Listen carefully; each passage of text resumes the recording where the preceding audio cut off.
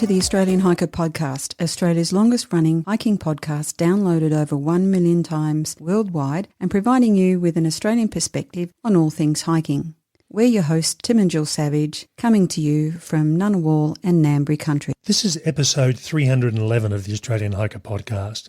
And in today's episode, we talk about what to do if you become lost while hiking, and just as importantly, how do you prevent it? We hope you enjoy. If you'd like to help support Australian Hiker and this podcast, there are a couple of ways that you can help us out. Firstly, by subscribing on your podcast host of choice so that each episode is available as soon as it's published. And if you have the opportunity, leave us a 5-star review.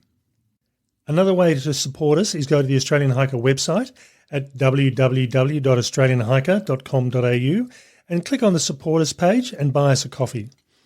You can do a one-off donation or become a monthly supporter. All donations are greatly appreciated and help us to continue producing this podcast and blog. Now let's get on to today's episode.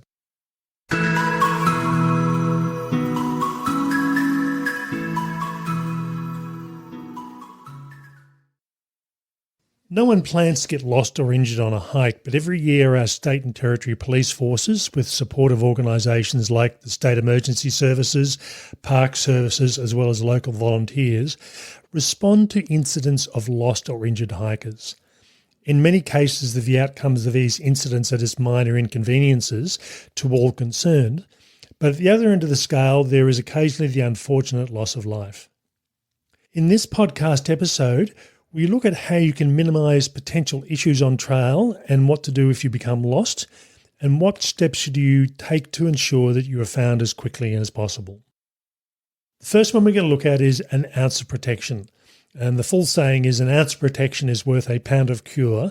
And sadly, this doesn't quite translate into the metric system.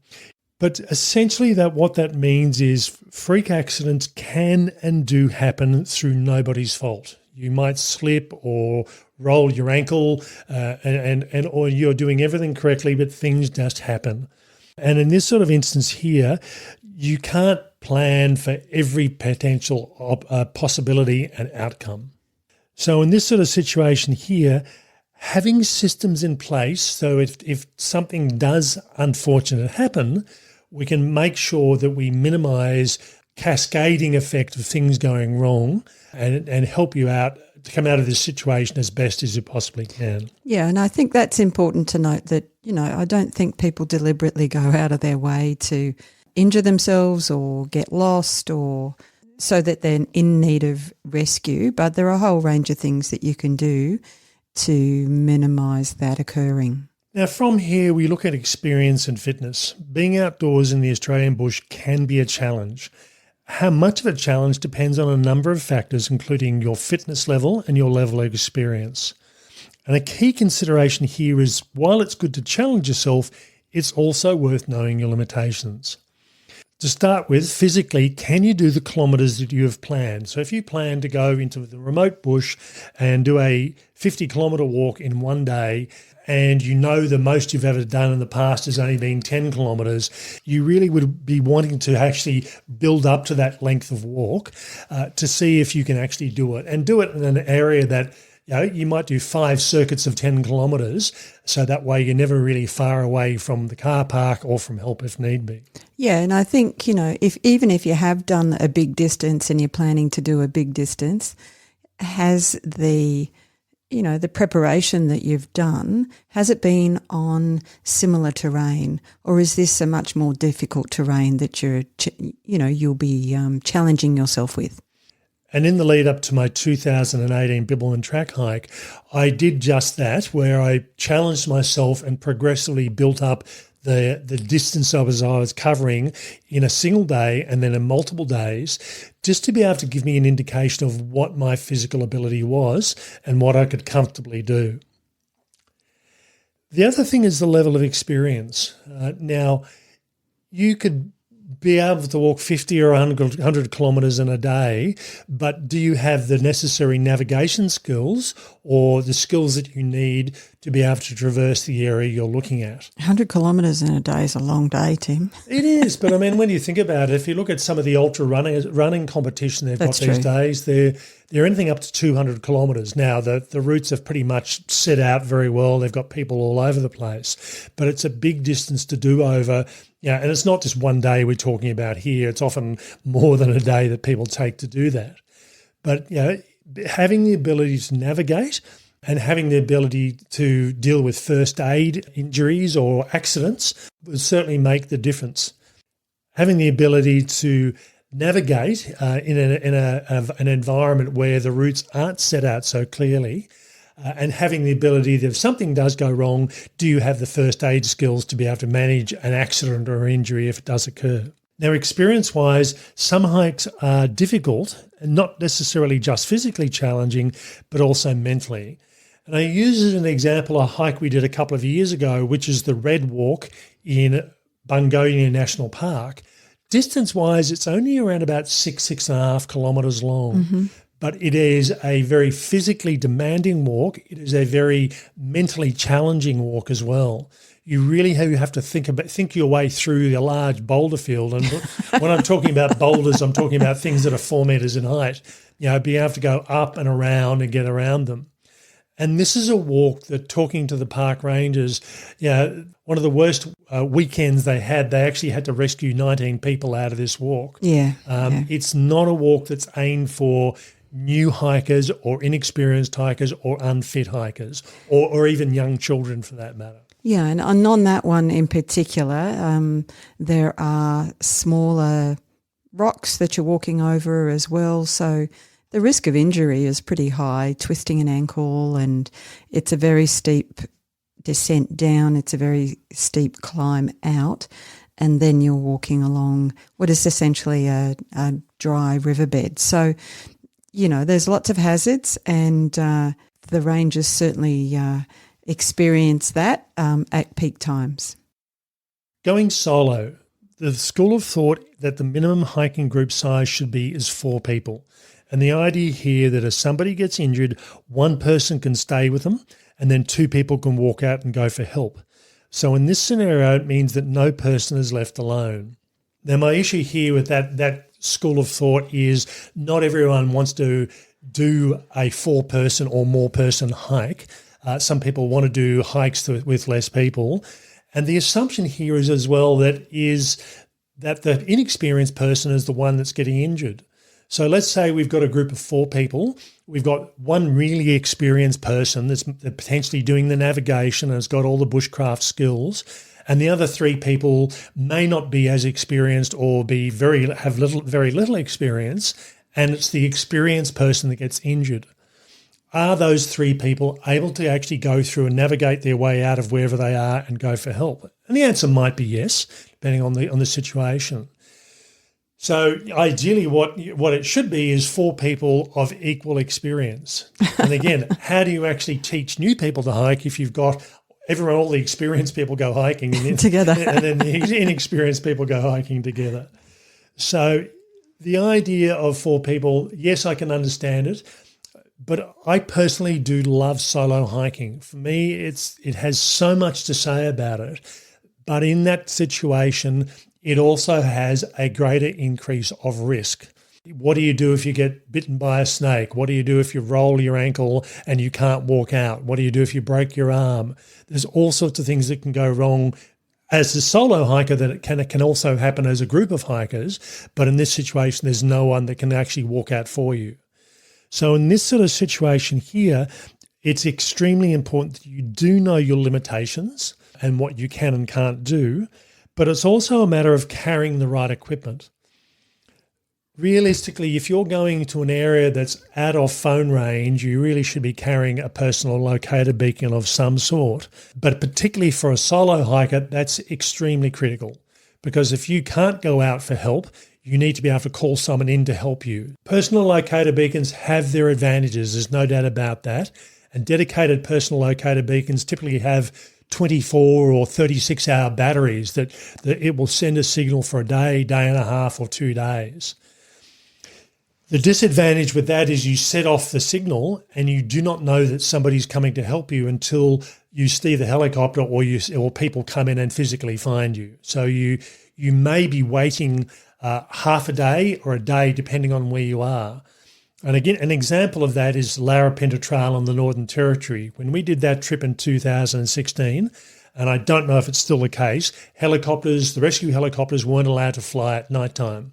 So it relied on people physically walking in, which means people had to drive a car as close as they could get there and then walk into wherever you were. And that might take 2 or 3 or 4 or 5 hours before somebody turns up. You just don't know. The other option is to carry a satellite navigation device like the Garmin InReaches or similar other devices. Now, the advantage with those is, yes, you can set off the emergency SOS button to call for help, but you can be contacted by text message on your device, providing you're not in the middle of a thunderstorm or you're in a deep, dark gully with heavy tree cover where the signal can get out. But it means that someone can say, okay, they can ask you what's going on. They can say, right, help is on its way, and it might, they might say, look, help will be there within 2 or 3 or 4 hours, so you know what's going on. The disadvantage with satellite communicators is they do have a limited lifespan on them as far as battery is concerned. So you may find that the battery, even when it's fully charged, might only last 3 or 4 or 5 or 6 hours. And if you've got a battery pack where you can recharge it, that's fine, but not everyone carries that. Yeah, there's some really interesting points in there, aren't there? And going back to the hiking with 4 people, I do think that is a little bit of a pre-technology rule or guide.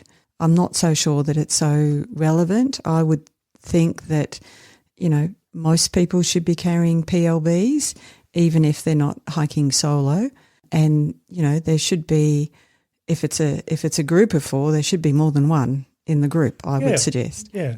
The other thing is, you were talking about making sure that you understood the limitations of your PLB and making sure that, when you did set it off, it was in a place that the signal was going to get out, because you wouldn't want to be sitting in a deep, dark gully thinking that someone's going to come and rescue you when the signal hasn't been able to make its way to where it needs to go.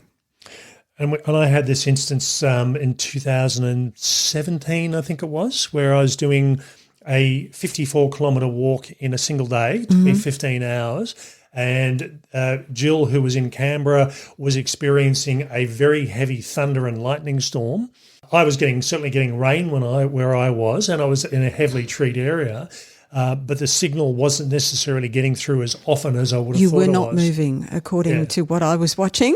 And then once it started to clear, there was a flurry of activity and you jumped ahead. So yeah.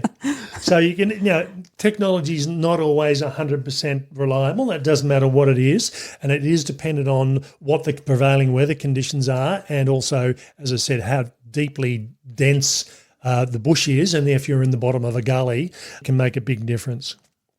Now, before you go, if you've followed us for a while, we're big on the planning side of hiking, and really before you go on a hike, you should tell someone where you're going.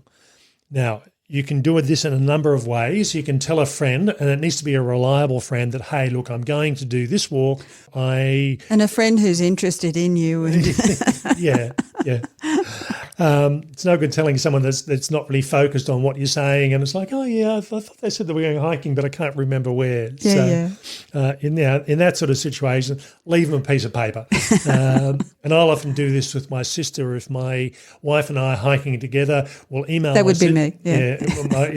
We will send an email to her and say, this is where we're going, this is what the plan is, this is where we plan on staying at night time, this is when we plan on being back, and if you don't hear from us by this stage, then there's something potentially wrong and you should contact to help, i.e. the police or emergency services.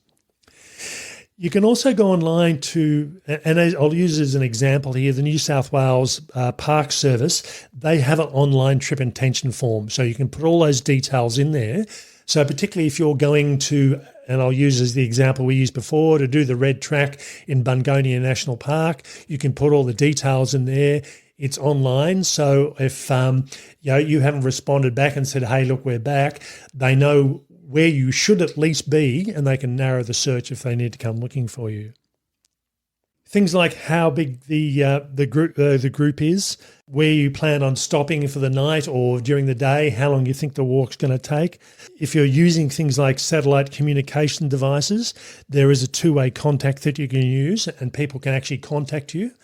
And in fact, my Garmin, recently Jill did the Australian Snowy's Alpine Walk, and I was unable to do it. I was playing support service, and I could follow her online and see where she was, even though there was no phone signal.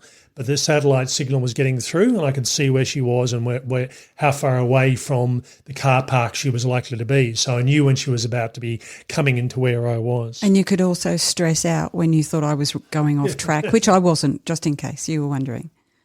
So again, before you go, provide that information to somebody just so you know, just so they know where you are, rather than just saying, right, I'm off, and all of a sudden, I haven't seen Tim for 3 or 4 days, and no one realises I've gone somewhere and I haven't told anybody. Ideally, if you can, provide a map to them as well. So saying, here's the route we're going on. And again, I will often go through and plan a lot of my routes on my Garmin. And it's easy enough to print that out and say, here you go, this is where I expect to be first, second, third night. So providing I haven't wandered off that trail, people will have a good indication of where I am. And you can also email things or text things to people, Tim, so you don't have to use a piece of paper. You don't. Now, gear-wise, every time you go out bush, you'll need to carry a certain amount of gear, and what you'll take will depend on a number of factors.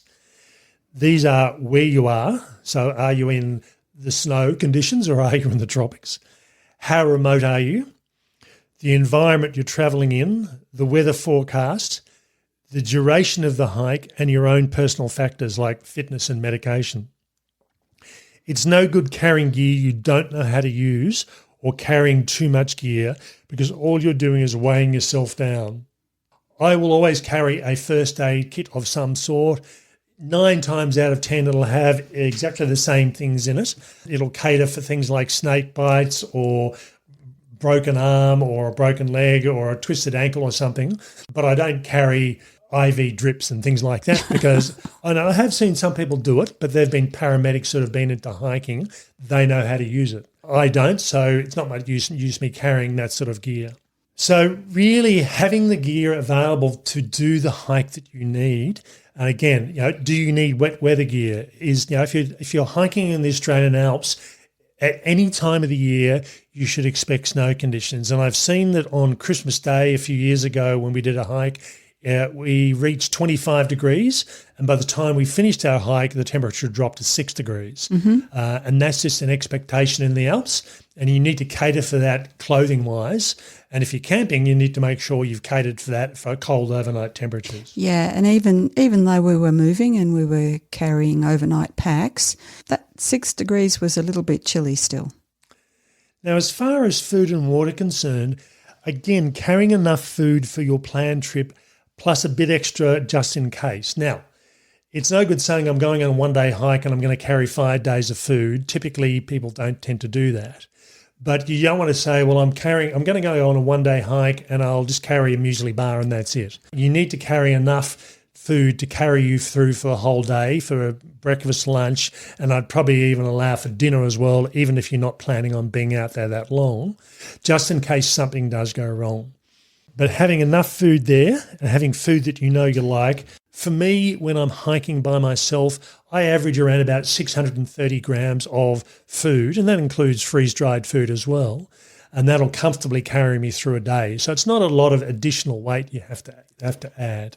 But I think you need to think about what you normally eat when you're not hiking as well. And I think people do tend to skimp a little bit. They might have a much bigger lunch during their work day than they necessarily take when they're going hiking, and they think, oh, we'll be okay. It's only this length of time, and it'll be okay. Now, from there, just as equally important is water. Now, from a generalisation, and this is something we've worked out over the years, if we're hiking in temperatures under 25 degrees Celsius, we tend to carry a litre of water for every 10 kilometres of hiking. If we're hiking in temperatures 25 degrees and above, and again, that's an arbitrary figure. If it feels a bit worse than that, we'll sort of work somewhere in between. We tend to carry 1 litre of water for every hour of hiking. Now, if you are going to an area where you are guaranteed of a number of water sources, you don't have to physically say, oh, I'm hiking for 7 hours, I need to carry 7 litres of water. But you may need to. And when I did the Kiandra to Canberra walk a number of years ago, that was 112 kilometres over 3 days. This was in an area, for the most part, I was reasonably familiar with. At least for half of that journey, I was familiar with it. And I'd been going up into that particular area of the Australian Alps for a number of years, and I had never seen no water situation. There's always streams and creeks that you could always draw water out of. And I did this walk, and it was drought condition, if you like, and all the water sources I'd been used to drawing on over the previous 5 years had all dried up. It meant that I was having to start really scrounging for water, and I knew where there were guaranteed water sources, but it meant that I had to walk a number of kilometres to pick that up. So my next major water source for me in that situation was I drew out of a roadside drainage channel. Now, the water was reasonably clear and I did filter, but from there, the next one was the Cotter River, which was probably another 7 or 8 kilometres away. So being aware of where the water sources are, and if there's any doubt, carrying extra just in case. Look, and I think the other assumption is that those suggestions, and they are just suggestions, everybody's different, but the thing to note is that the assumption is that you're starting your hike well hydrated. So if you've got a bit of a deficit of hydration when you start, then that's going to impact you along the way as well, and you might need to carry some more water. But best to be well hydrated and work out what's going to be enough for you for the hike that you're doing. And certainly for us, I will always carry a water filter bottle. So I'm a water bladder user. We both are. I, on longer hikes, will carry a 3 litre water bladder. So that's 3 kilos of weight of water. And if need be, I'll carry a small soft filter water bottle, which means I can top up that bladder as I'm going. And that makes a big difference. And again, on that Kiandra walk I just talked about a few minutes ago, I was having to use some pretty desperate water sources, and I ended up having to drink from a local farm dam, and the water was gelatinous. And I think it was gelatinous because of all the cow saliva in there. I don't know what was in it, but it was ugly. Yeah, it was. And there was it was like if I had been really desperate, I would have had no choice but to drink it. And I'm thinking, God knows what I would have picked up as far as parasites out of that. So having a water filter bottle, it's a fairly small weight impost to keep your health nice and protected. The other thing that a lot of hikers often don't tend to think about is having safety apps on their phones. Now, you've got to assume that you actually have phone signal. That's not always the case. But the apps we're talking about are things like the Emergency Plus app. This is something that everyone should have on their phones regardless of whether they're hikers or not.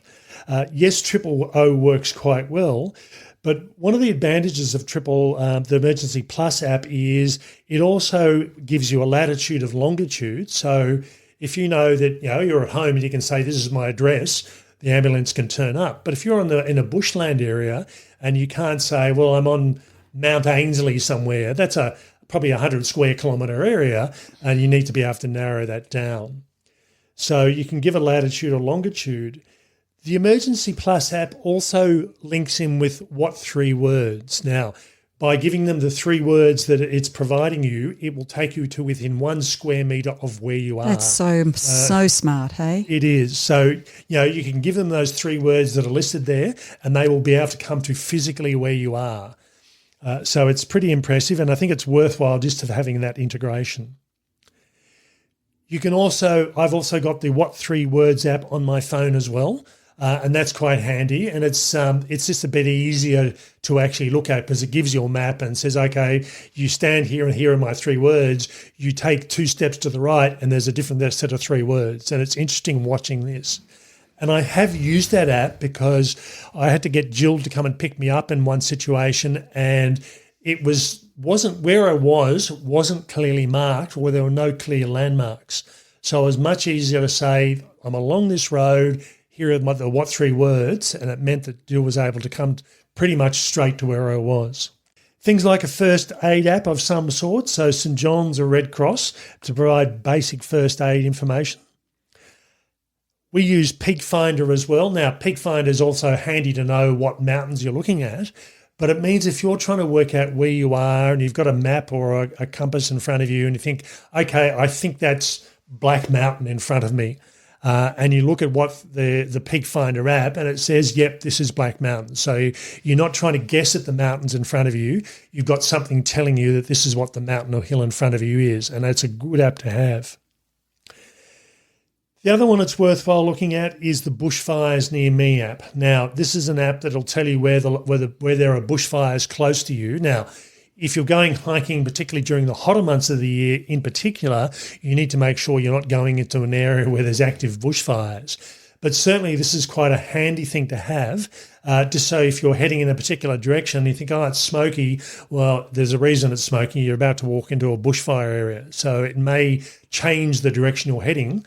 Even though you'd planned to go in this area, you may have to change to a totally different area to get yourself out of an area that's not becoming very safe. And these are apps that are quite handy. Some of these will have offline versions, not all of them.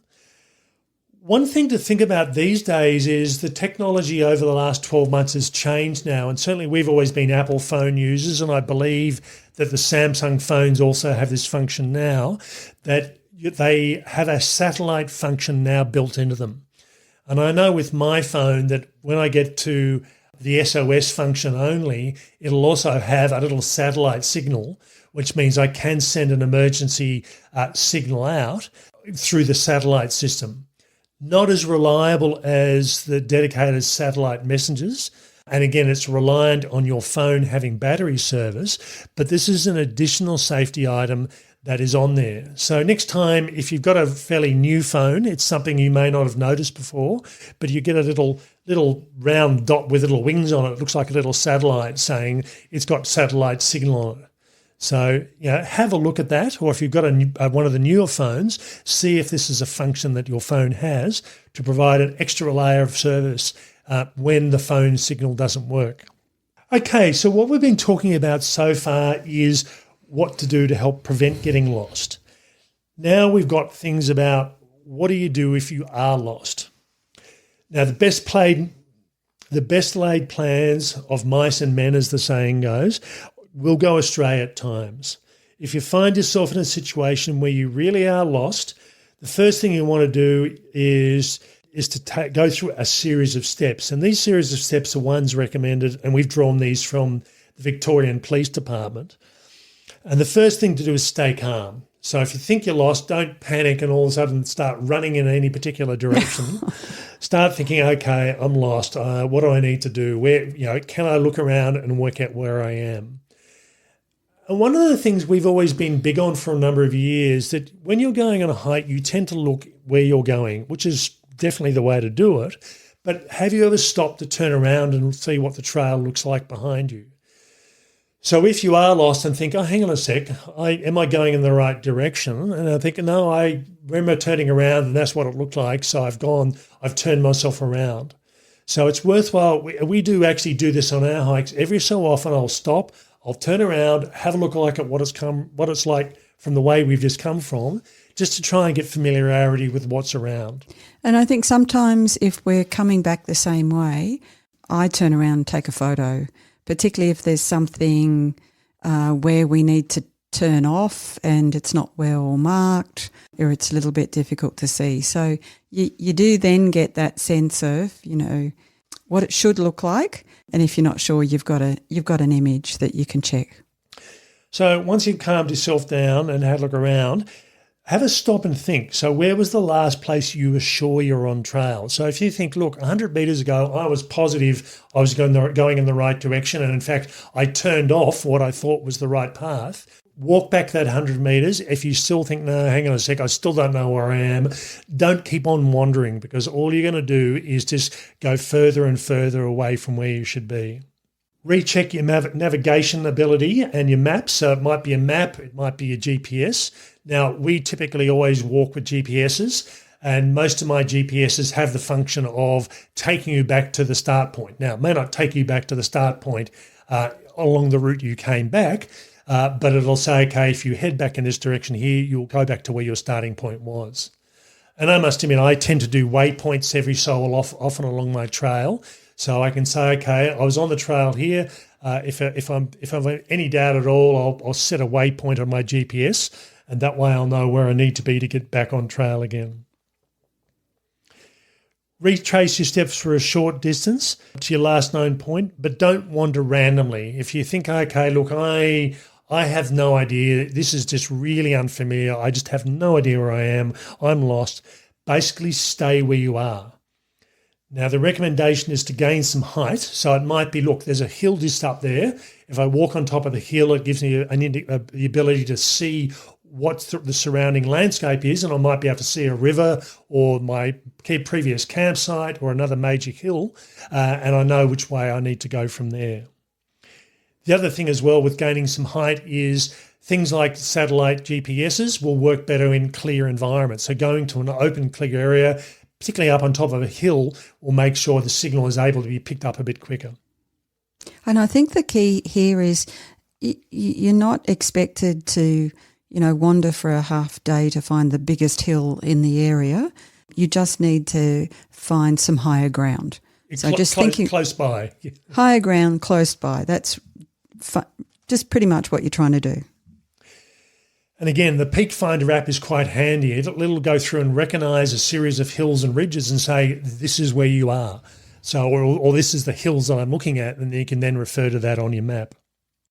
The other thing is to potentially look at finding some shelter to stay warm and dry. So if you think, look, I'm lost, and even if you set off your emergency locator beacon, it could be a number of hours. So if you're out in the open and the weather's really bad, it might be a matter of getting in under a small rock overhang or getting into an area where it's providing you a bit of shelter out of the wind and the heavy rain. But yeah, you might be there for a number of hours or a day, and you need to make sure you're not going to freeze to death or get hypothermia because it's so cold.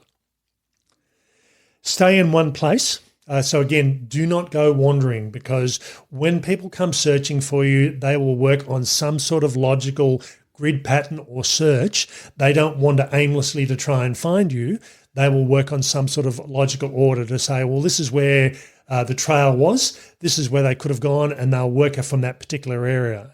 If you continue to move, you might come in behind people that are searching for you. You might just expand the search area, which is just going to make it so much harder. Attempt to make your position visible to land and air searchers, and then there are a couple of ways you can do that. Having bright clothing certainly helps. Now, Australians are well known for having really subdued dark clothing, so black and green and blue, which doesn't particularly stand out well in the bush. Not for any particular reason. I always like bright, layering clothing, but it means you're likely to be more visible. And certainly, they talk about putting out bright clothing on the ground, or, clearing putting a bright orange rain jacket in the middle of an open clearing, which will be a bit more visible. Light a fire if the conditions are safe to do so. So if it's in the middle of a bushfire season and you're likely to incinerate yourself by lighting a fire, maybe not be the best thing to do. But, if by clearing an area of a few metres each direction, so you're not going to light the ground on fire, getting some fresh green eucalypts or some of the native plants that are very oily, which will put out a lot of smoke, that will make you very visible from the air. If you're in a group, stay together, don't separate. So again, you don't want to have 5 different people all going in different directions to find out where you were, and then you've got 5 different people who are now separated each other and lost. And it's an interesting one, because that's kind of contrary to the, hike in fours and peel off. So yeah, stay as a group and with all these activities that you're doing. The other thing you need to look at is rationing your food and water if necessary. Now, you typically would expect if you do all the right things and conditions are ideal, which is not always the case, that you might be found within a day or two at worst. But that may not be the case. So it's no good saying, well, I've got a day of food, I'm going to eat it all, and then I'm going to have nothing for the next 2 days. So it might be that, all right, you're going to go hungry, but at least you've got something to keep you going for the next couple of days. Yeah, but I think the other thing is to be aware that there's a priority here around, the things that you need to survive. You need air first, you need water second, and then you need food after that. So, you can survive quite a while without food, and I think, making sure you've got enough water is probably the key thing here. All right, so we've gone through and done all that. We've still lost. We don't know where we are. Realistically, if that's the case, you're going to have to start calling for help. Now, if your phone works, 000. If the satellite option on your phone works, again, that should hopefully get through, but not necessarily a guarantee. If you've got an emergency communications device like a personal locator beacon or a satellite communication device, set that off or call for help. And it may be that, if you really are lost, press the SOS button and call for help. If you think, look, I'm pretty sure I'm going to be okay, I think I can work my way out, but it might take me a few hours to do it, send a text message to the person that's your contact to say, look, we're having a bit of problems. We're just going to settle down. If we're not quite sure, we'll contact you again in another hour and say we're lost. And that way you can accelerate what's happening from there. Stay together as a group, as we mentioned. Shelter, keep warm and dry, ration your food, which we've already discussed, and make your position visible. So we've already talked about those things. Listen carefully. So again, if you're as a helicopter coming in the area, that tends to be very not visibly obvious or audibly obvious. But if you hear people calling out, that's what you want to be listening for. Have a distress signal of some sort, and this might be a whistle. So if you're carrying a whistle, now a lot of packs these days, the chest clip will often be a whistle. Now it's not a heavy, big whistle, but it certainly is a whistle you can use to blow. And the signal is 3 blasts followed by a gap, 3 blasts followed by a gap again. Now, you can get big emergency whistles that are really visible, but I don't know a lot of hikers that do carry, I think they're called storm whistles, which are, full-on, very loud, noisy whistles. Now, the thing to remember is even if you set off your emergency locator beacon, as we mentioned, it may take a number of hours for help to arrive. So don't assume you've set this thing off and help is going to arrive in 20 minutes. Now, it may be that you've set off. Now, again, this brings us back to communication devices as opposed to emergency location beacons. If you've got a satellite communicator and you set it off, they're going to send you a text message saying what's going on, and you say, look, we're lost. Okay, that's fine. As opposed to I've been bitten by a poisonous snake or a venomous snake, and in that case, they need to get help to you fairly urgently. So that'll speed up the process. So that's another advantage of having the ability to communicate 2 ways. But it could be, if there are a number of accidents occurring on one weekend and someone's been bitten by a snake and you've just gotten lost, your requirement isn't as urgent as the other person, and it may take a number of hours before somebody gets to you. Yeah, and it might feel that it's more urgent than that, but there's a prioritisation and I think the other thing is sometimes if the conditions are not so good, the services might have to wait until they're able to do a rescue safely. So, be patient and I think we go back to the beginning and stay calm.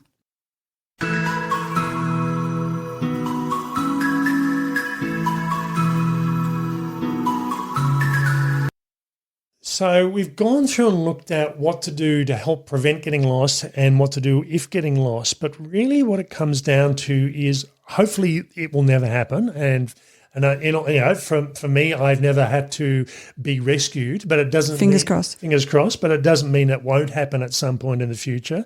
I just can't guarantee that. But the thing to remember is, do your planning. Let someone reliable know where you're going and what to do. So if you're 2 hours late, call the police, let them know. The quicker that happens, the police can make the decision about what they need to do and how they need to go into action, rather than the individual. But just by saying, look, the terrain's a bit slower, a bit harder than we thought. Don't say, I'm going to be back at 5:01 this afternoon when there's a potential it could be 7 o'clock. So give a bit of leeway there. And again, if you've got a communication device, let them know you're travelling slower and everything's still okay. And the other thing is that, when with your reliable person that you've told, you actually need to guide them on how long they should wait to hear from you. So if you're expected to, as Tim said, return at 5 o'clock, but you're moving a little bit slower and it just happens to be 7 o'clock, but everything's okay, you don't want them to, set the alarm off at 6 o'clock, for example. So, you really do need to have a conversation. And the other thing is you have to guide them on what to do. So at a particular time, I'm asking you, if you don't hear from me at this moment in time, do this. Because there's no point them going, oh, okay, so they're not back. They haven't told me. What do I do? What do I do now? And as we said, make things as easy as possible for people that are going to be searching for you if that's what's going to be happening. Don't go wandering around. Stay put, and they will come across you relatively quickly. And again, it might, as Jill said, it might seem really slow to you, but it means that they can work in some sort of logical manner and come across you. As I said, moving around, particularly in dense bushland, isn't going to help you, and it is going to help people searching for you. Okay, that's all for this week's episode. We hope it's made some sense to what to do if you get lost in the bush, and equally importantly, how to prevent it. But again, knowing what to do and how to deal with it is half the battle. Okay, that's all for this week's episode. We hope you've enjoyed. Bye for now. And bye from me.